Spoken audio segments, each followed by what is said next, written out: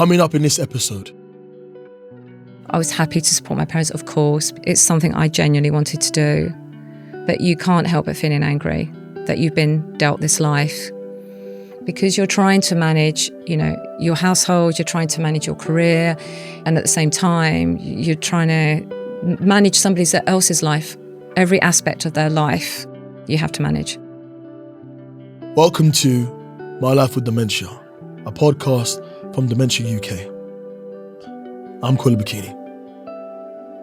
After losing my dad to vascular dementia, I wanted to share stories of other families who are facing dementia and finding a way through it. So in this series, you'll hear how people are adjusting to life with dementia or the loss of a loved one, and how Dementia UK specialist Admiral nurses can be there for you in the toughest moments. If this is your first time listening, welcome. You can find a link to Dementia UK's helpline in the show description and a wealth of information in every episode. If you're joining us again, welcome back. When Jules' uncle started showing symptoms of dementia, she had no idea that soon she'd be caring for multiple family members who all developed dementia around the same time, including becoming the main carer for both her mum and dad for 6 years. It was heartbreaking to see the ways dementia changed them. But Jules remained dedicated to keeping her parents safe and happy right up until they both died in 2025. Now, Jules is channeling her energy into helping other families who are living with dementia.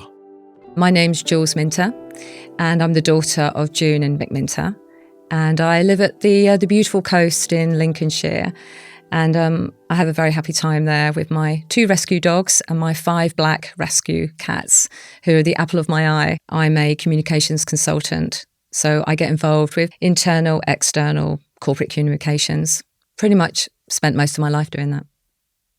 I grew up in Stevenage in Hertfordshire, and I was actually born in the house that Mum and Dad owned for close to 58 years. We weren't from a wealthy background. I grew up in a council house, and it was such a beautiful, beautiful, beautiful home. We used to walk along the river. We used to go out cycling every weekend. And because Dad was in the RAF, we were dragged along to multiple aircraft museums all over the country. My grandmother was a pianist for the silent movies, and my grandfather was quite a well-known violinist. So from the age of 5, Mum gave me the gift of music. And that continues throughout my whole life. And it's a very relaxing thing to do, actually, playing piano. Also a church organist. I absolutely love it. Music's such an important part of my life, and it was a very important part of Mum's life as well. So Mum was born in 1940, and she was an old-fashioned telephone operator where they used to, pull out the cables. Dad was a telephone engineer, and they met in Coppermill Telephone Exchange. She was just the sort of person, if she had £1 in her purse, she would give it to someone on the street. Just very kind, very musical. And I can honestly say that Mum and Dad gave me every single opportunity in life. Dementia wasn't on Jules' radar at all. She didn't know much about it. But that began to change in 2018, when she noticed something wasn't right with her uncle. My mum's brother, Cyril, he didn't have any children. And so I used to visit him, 4 times a year. And he lived at the Alton Broads in Suffolk. It was about 120 miles away. And I remember I went round there, and he was eating a can of baked beans that were cold. And I asked him what was going on. And it turned out his cooker hadn't worked for nearly 4 weeks. And he didn't know how to use the phone to call me to ask me how to arrange for the cooker to be fixed. And then I remember he said, "I've lost all my money." And I said, "What do you mean you've lost your money?" And he said, "I don't know how to access my money." And then it seemed to happen very quickly from the time we'd last seen him. And I found there were plates of food with flies around them, and he was cooking for 4 people. He was cooking for his brothers and his sisters. That was my first interaction with dementia. And even then, I wasn't quite sure what it was. And that's when we started to read up on it and research it. And then we realised that when we did get him tested, and he had sadly had vascular dementia.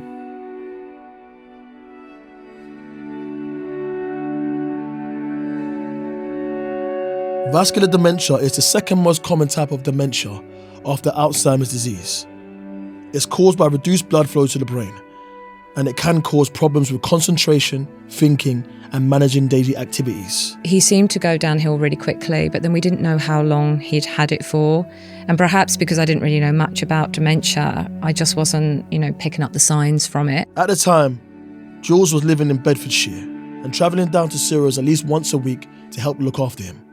Soon, she and her family arranged carers to get involved too. He had a fantastic social worker called Rachel, and she really did work very closely with the family.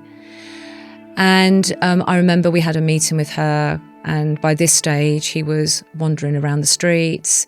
We tried all the usual, the GPS tracking devices on your wrist, but he would take the watch off, he would take the pendant off. We put alarms on the cameras in the flat, but it became really difficult with him being on his own to keep him safe. So that's when the journey started in terms of finding nursing homes or care homes. I must have looked at about 20, both on the Alton Broads, but also in Hertfordshire, because it kind of made sense in a way to bring my uncle closer to where I was. I was living in Bedford, and also where my family were, which was in Hertfordshire. So we finally made the decision to bring him back to Herts so my mum could visit him. We found somewhere really nice that would take him, and Mum would go twice a week to go and see him.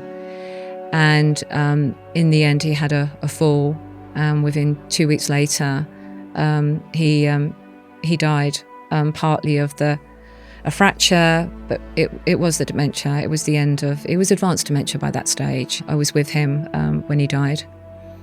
And it's tough. It's really, really hard.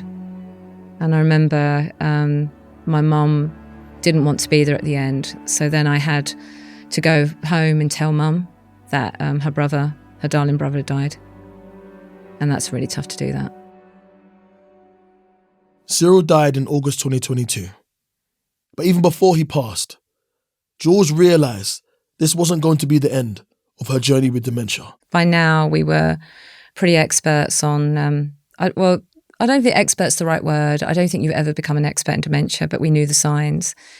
And I could see that Mum was starting to exhibit some of the early signs that I'd seen in my uncle. And it wasn't just June. The same thing was happening to Mick. Dad was also starting to show some of those early signs as well. It was almost together. Dad was the first to be diagnosed. He went to the memory clinic, and he was diagnosed with, eventually diagnosed with vascular dementia.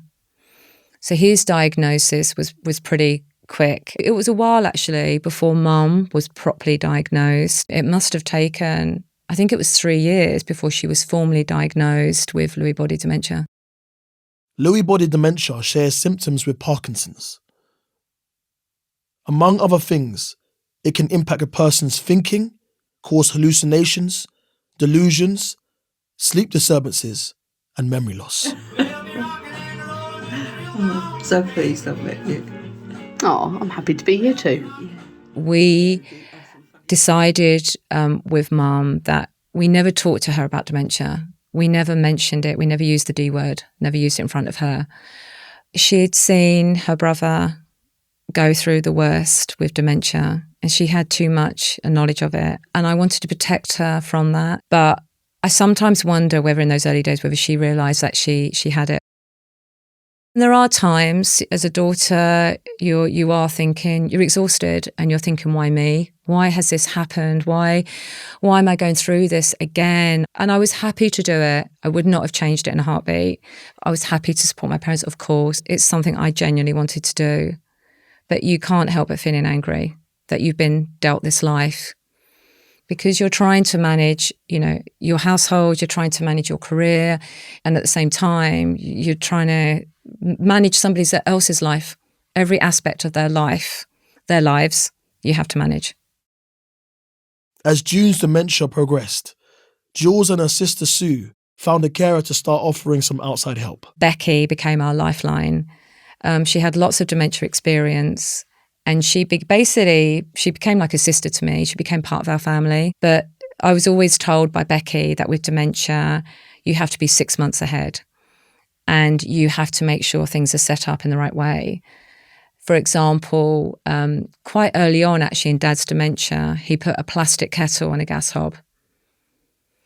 So he was thinking back to the old days when you used to put a metal kettle on a gas hob. He basically gutted the kitchen with the fire. Two fire engines came out, and there was smoke damage throughout the whole house. And when the fire brigade came, they said this is the common cause of fires in the household, people with dementia, putting a plastic kettle on a gas hob. Now, if you'd have known that a year before when we replaced the gas cooker, you would have had a halogen maybe. So Becky was always really good at saying, we've got to be one step ahead. It's almost interpreting and anticipating what they're going to do next. And dementia just chugs along, and then suddenly there's a massive dip. And then we reached the point where we needed carers at night coming in who would keep awake. That carer really was for Mum most of the time. June's dementia had always been more advanced than Mick's. But as Dad's dementia started to get worse, we were having to get carers in to help with Dad's needs. And I felt my family home had turned into a care home. And I remember hating it. I remember saying to the carer, what has happened to my family home, the home I was born in? For example, Mum would look in the mirror and not recognise herself. And she would be scared by that image. So every mirror in the house was frosted over with spray, and I hated it. But I had to keep reminding myself, this is what's needed to keep Mum and Dad safe in their own home. And it didn't feel like my home anymore because there were strangers at the end of the day. The carers, however much you like them, however much, we personally interviewed them, they're not my friends and they weren't my family. So I felt awkward about staying in my own home. I would rather stay with friends sometimes than stay there. I remember the first time that I was standing in front of Mum and she said, where's Jules? I said, Mum, I'm here.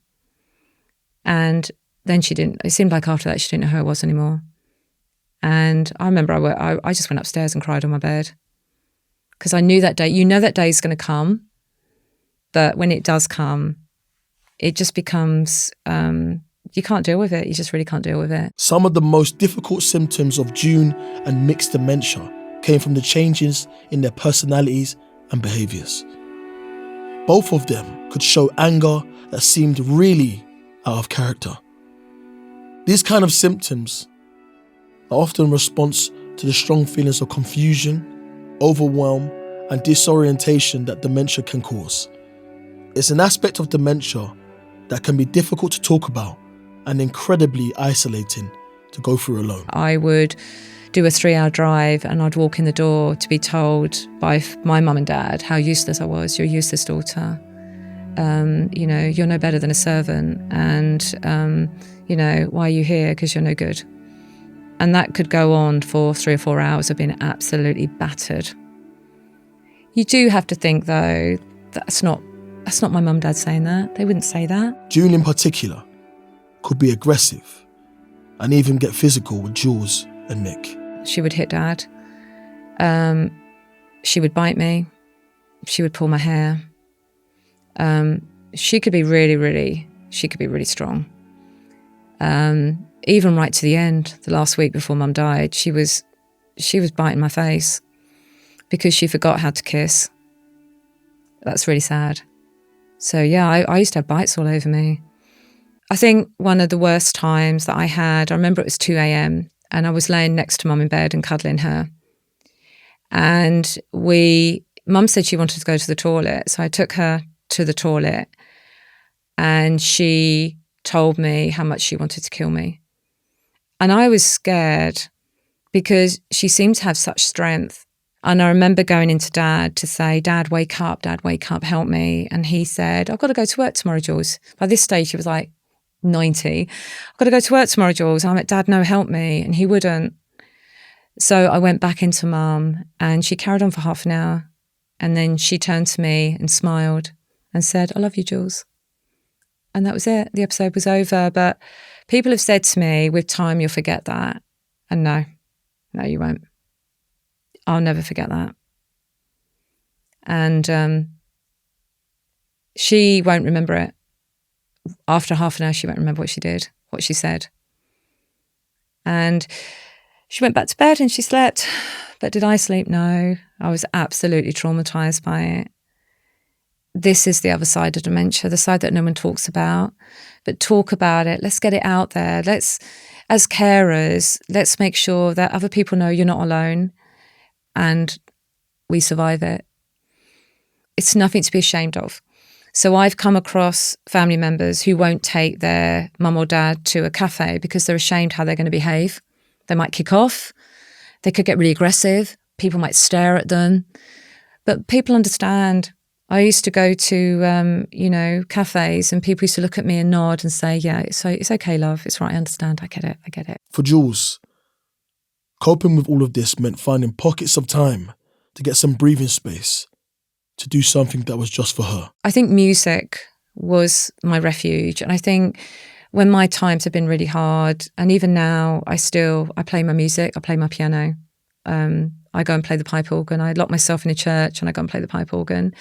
And that is my way of dealing with it. Some people may watch TV, some people may read, but you do need that. You've got to find that space and you've got to find that time away from it all. And Jules also made sure to create those moments of respite and lightness for her parents too. Mum and Dad love to dance. So we would still take them to tea dances. I would take them to the movies. We would go drive around London. We would, walk along the towpaths of the canals where they used to live. We would always put music on. We were always dancing in the lounge. Mum and Dad used to go to Dementia Choir, which they absolutely loved. And I got to meet some really nice carers. And that would be my couple of hours respite, and we could chat, and then and sometimes we used to meet up and go out for dinner together, the family members and the carers. We could all talk, we could all share information. And so I think that's really important, that if you can find those type of groups where you can meet with other carers and you can chill and you can relax and you know they're safe, but you can get to have a little bit of downtime as well. One of the best memories Jules has is from a special night out with Mick. Dad had always wanted to go to a Coldplay concert. And so I think he was 89 when we took him and Mum to go to their first Coldplay concert. And I remember Dad looking around in absolute wonderment at all of the flashing lights and all the flashing wristbands. And that, to me, I remember looking at his face and how happy he looked. So although you get that diagnosis of dementia, it's not the end. You can still go on to lead a really joyful, a really happy life, and you can still do so much. It can't be seen. It's not the end. Honestly, it's not. Go. Up we go. Up we go.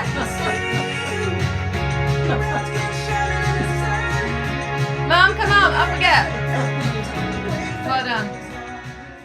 By late 2024, Jules and their long-term carer Becky were managing a team of 10 different carers.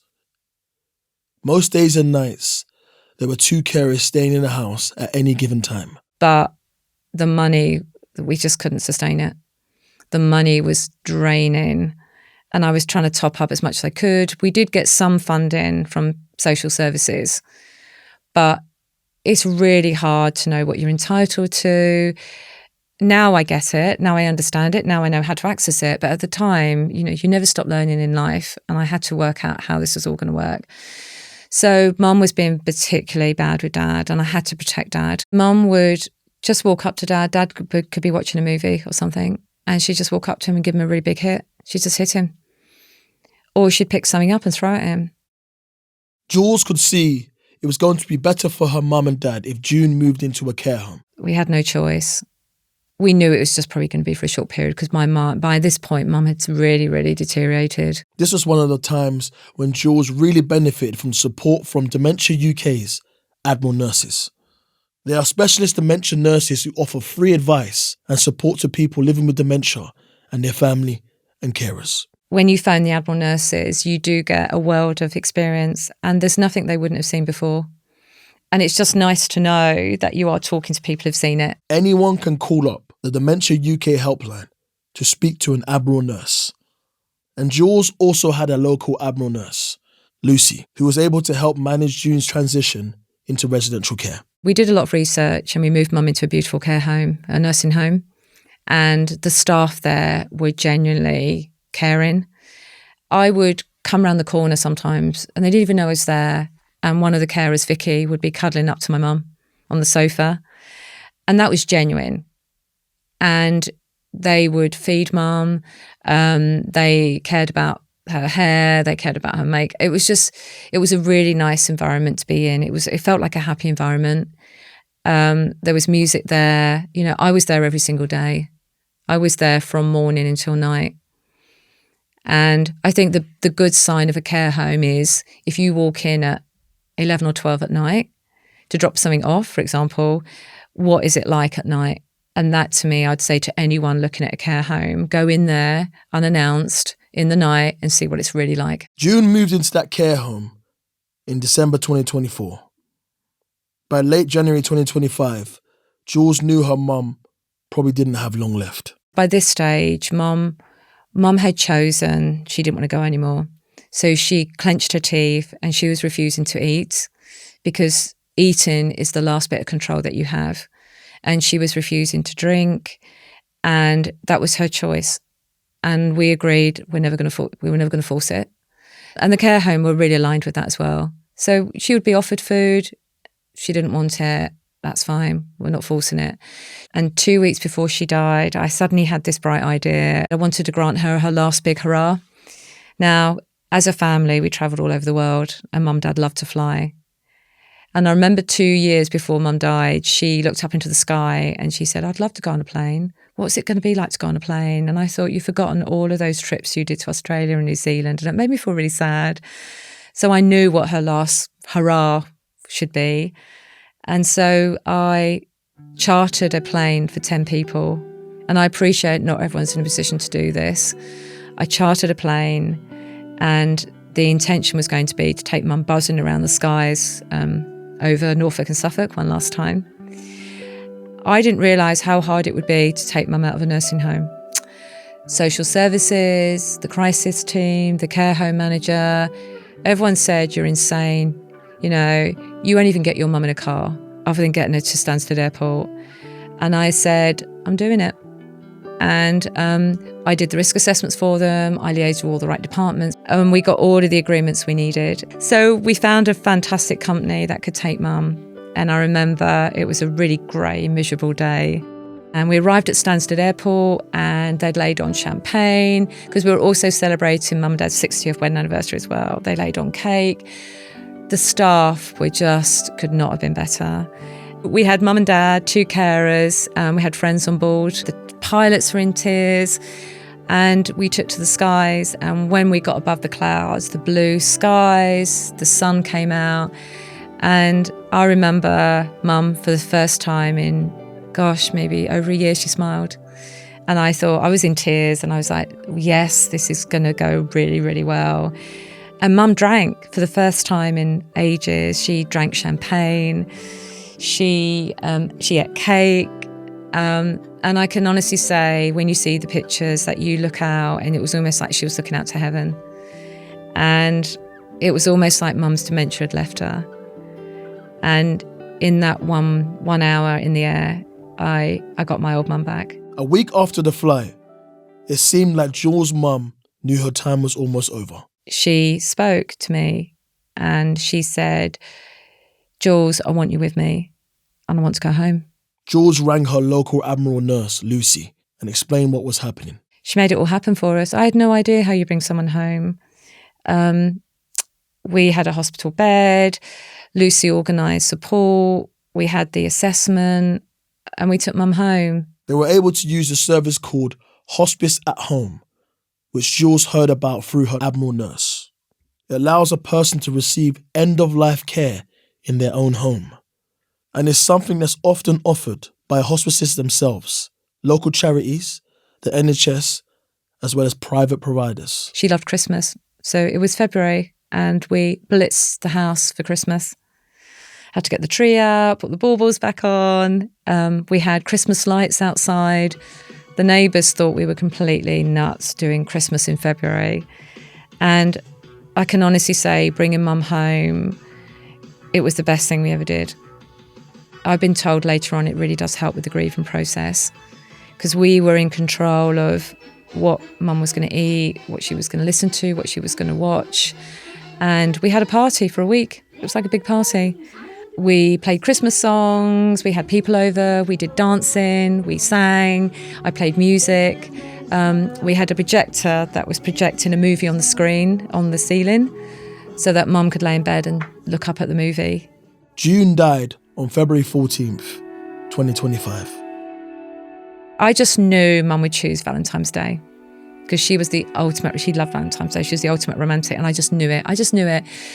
But it got to about 10 o'clock, and we put Cinderella on, which was her favourite movie. And as the titles were, and I'm thinking it's 11:07, so maybe I've got this day wrong, maybe I've got it wrong here. We watched Cinderella. As the titles were coming up, I leaned across, I kissed mum, and she took her last breath. And it was, it was, if you can describe it as a beautiful death, it was beautiful. Jules' dad was asleep upstairs when June died. It was really the next morning I worked out, how am I going to tell Dad? Well, I should have to tell my dad that his wife's died. So I rehearsed it, what I was going to say. And I walked into his bedroom and he said, Jules, mum's died, hasn't she? And I was like, yeah. And he said, she came to tell me last night. But although Mick understood what had happened in the moment, his dementia had reached a stage where he couldn't hold on to the information. Over the next 6 months, Jules had to keep reminding him that June had died. He basically didn't want to live without mum. And he would say quite amusing things. So he'd say, can I use my bus pass to get to heaven, to go and see mum?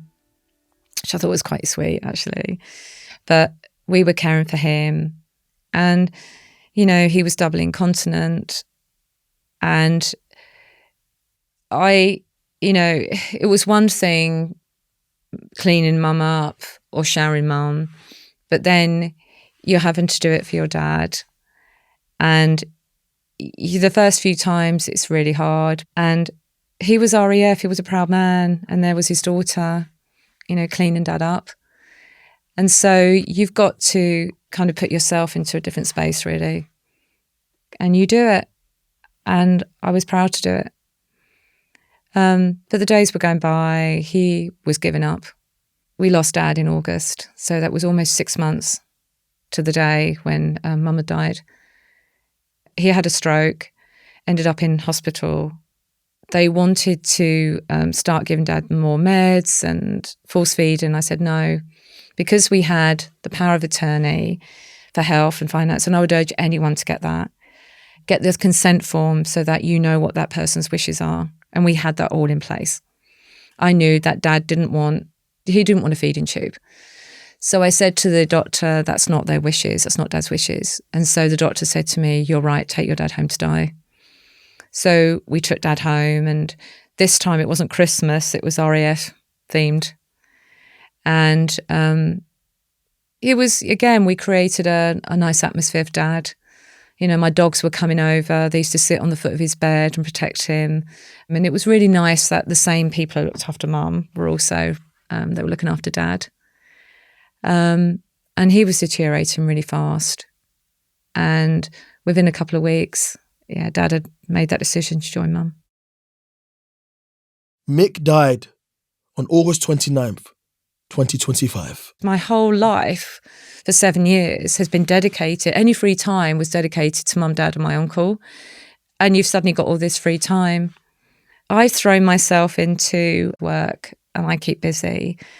And I know there's going to be a point, I know I'm motoring along and there's going to be a point where I'm going to take a massive dive over that cliff. And I have got fantastic people around me. I've got really good friends. I've got one friend, Lynn, who basically every single day checks in with me, and she will send me a good night picture every single night. And I've got friends around me who have gone through something similar with dementia, and I've kept in touch and they've become friends. Becky's become my friend. Vicky, in the nursing home where Mum was, she's become my friend.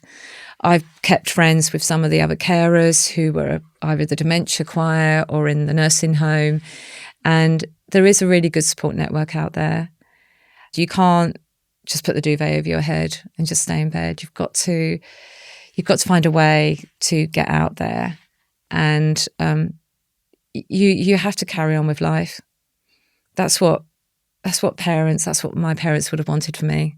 As well as work and friendships, Jules is also throwing herself into a new project that she hopes will help a lot more people. She started a charity in Hertfordshire and Bedfordshire with plans to expand around the whole UK. The impact on Mum with the flight was so incredible, and I want to make wishes come true for other people. So I put my focus and my energy into setting up June's Wish. People who towards the end of their dementia journey, we will be granting them their final wish, whatever that may be. And it could be anything from fish and chips at the seaside, I want to feel the ocean or the sound of my feet one last time, to I want to go up in a Cessna plane, or it could be something very simple. For example, there's a couple who want to experience a romantic meal in a care home one last time, so we could organise a chef. And so there's loads of ideas. I intend to dedicate my life to helping people with dementia. And I think I found my calling in life. I found something that really means something. So that's my plans. A big thanks to Jules for telling us about June and Mick and what it's like to live with dementia as a family carer. If you're in a similar situation to Jules, you may find our next episode especially useful. Dementia UK Admiral nurses Hilda and Vic dive deeper into some of the themes that came out in the episode, offering advice from their perspectives as specialist dementia nurses. Hilda and Vic's episode will be out 2 days after this one, so look out for it in your podcast feed. This has been an episode of My Life with Dementia, a podcast from Dementia UK. Please subscribe in your podcast app to get new episodes as soon as they come out. And if you've enjoyed this episode, why not share it with someone you think might find it useful? You can take a look at the show notes for a link to our support services, which include online resources, ways to contact Dementia UK helpline, and information about Admiral nurse clinics. Thank you so much for listening.